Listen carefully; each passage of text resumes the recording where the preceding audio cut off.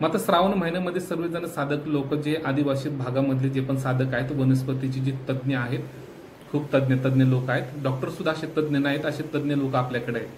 ठीक आहे. तर मग हे लोक काय करतात की साधनाला बसतात. साधनाला बसल्यानंतर यांची प्रकृतीची पूजा होऊन जाते. मग आता ह्याच्यामध्ये सर्वात महत्वाचं कसं माहिती का, आता हळदीचा एक प्रकार आहे.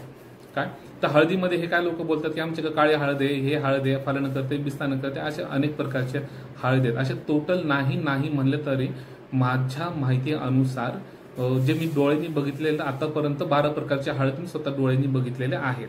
काय आणि तसे आदिवासींच्या माहिती अनुसार जवळजवळ असे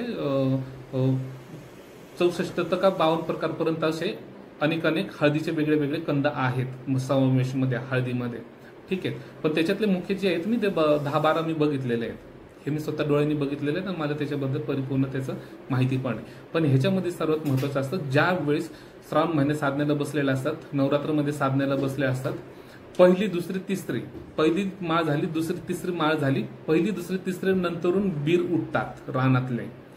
जे लोकांनी बीरची ओरिजिनल साधना केलेल्या आहेत आदिवासी भागामध्ये, बीर दैवत कसा असतो कसा नाही, बीर कशाला बोलतात किंवा काय नाही, ही लोक जे 52 बीर म्हणून मिरवले जातात त्यांना काडीचं पण ज्ञान नाहीये. जो ओरिजिनल मध्ये जर तुम्हाला जर माहिती घ्यायची असेल बीर का असतो कसं असतं, बीरची ताकद कशी असते, हे तुम्ही आदिवासी भागामध्ये तज्ज्ञ लोक आहेत, जुनी लोक आहेत खेड्यापाड्यातली, त्यांच्याकडे जा आणि प्रॅक्टिकली तुम्ही नॉलेज घ्या, म्हणजे तुम्हाला कळेल की कसं असतात बीर आणि कसे नसतात. त्या टायमाला पहिली दुसरी माळ ज्यावेळेस पहिली दुसरी माळ ज्यावेळेस पेटले जाते, पेटल्यानंतरून काय होतं माहितीये का, त्या टायमाला पेटल्यानंतरून की बीर उठतात. आता सांगण्याचं तात्पर्य काय माहितीये का, की तिथं ते पूजतात.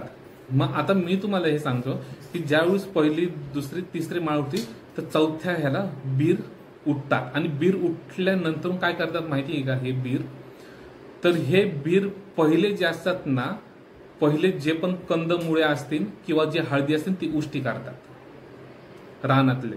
मग त्याच्यामध्ये पंचरंगी हळद असू, निळ्या हळद असू, पिवळ्या हळद असू, लसणी हळद असू, काय हिरवी हळद असू, पांढरी हळद असू, ह्याचे अनेक वेगळे आहेत. ठीक आहे. आता ह्या टायमाला काय होतं माहिती का, त्या टायमाला जी हळदी असतात ना, तर हळदीचे कंद खाण्यासाठी बीर उठत असतात. आणि ज्याला आदिवासी भागामध्ये ज्याला बीराची प्राप्ती आहे तर तिथे जे तुम्ही वाजवता नाद असतो, तो नाद द्यायला लागतो. मग तो ढोल असतो, तो ढोल, त्या ढोलचा नाद द्यायला लागतो. मग त्यावेळेस कडावरती ना, त्या डोंगराच्या कडावरती कडाला बिडाला कपारींमध्ये ना हळदी असतात. काय असतात, हळदी असतात कपारांमध्ये. त्या टायमाला ज्यावेळेस बीर आहे ना, बीर उठवतो ना तो, आणि ज्याला ओरिजिनल बीरची प्राप्ती असते ना, ज्या साधकाला, तो बीर येतो.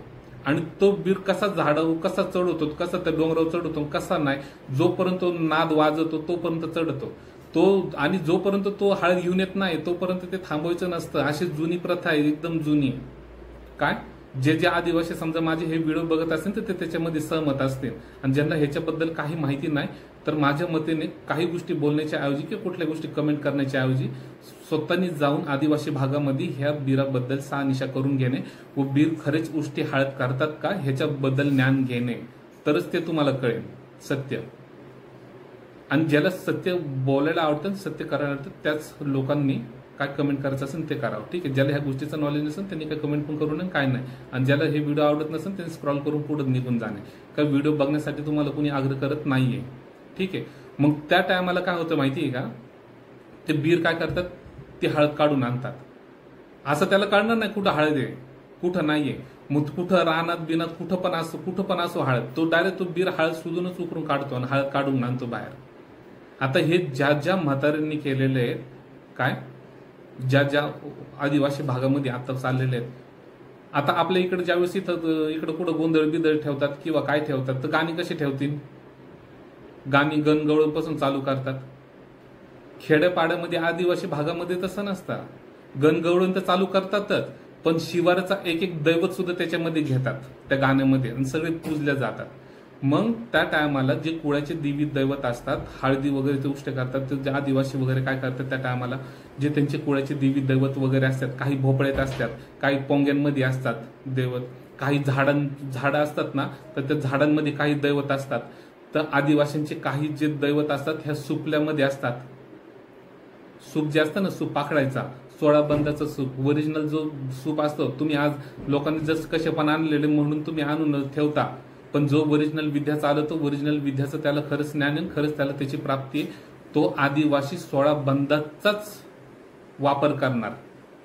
16 बंदाचं सूप काय असतं हे आदिवासींना माहिती आहे. ज्या आदिवासी बांधवांपर्यंत माझा हा व्हिडिओ पोहोचून ते नक्कीच मला कमेंटमध्ये सांगतील की गुरुजी तुम्ही सांगताय सत्य आहे आणि माझ्याकडे 16 बंदाचं सूप आहे, हे स्वतःच बोलतील ते सुद्धा. काय तर त्या पद्धतीने ते असतं सुपावरचं. मग ह्याच्यामध्येच प्रत्येकाचे वेगळे वेगळे कुळाचे देवी दैवत असतात. काय असतात? कुळाचे. काय कुळाचे जे कुळपुरुष असतात ते घडून ठेवलेले असतात.